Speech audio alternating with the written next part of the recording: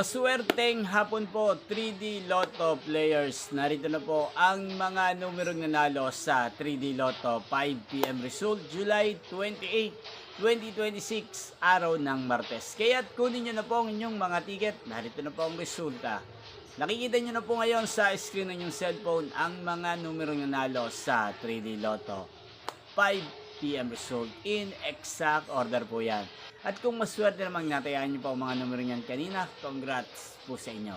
At narito naman po ang mga numero nanalo sa 2D Lotto 5 PM result. Yan, ano nga bang magandang numero ngayong araw na to sa 3D Lotto? Para po sa akin, ang kursunado ko pong mga kombinasyon ngayong araw na to pang 9 PM draw ang numero 3, 8 at 2. At ang pangalawang kombinasyon na bet ko sa 3D Lotto ang numero 3, 1 at 2. Sana ang mga yan ay manalo po sa 9 PM draw sa 3D Lotto. Inyo pong napanood ang resulta ng 3D Lotto sa channel ito, Roderick Hernandez TV.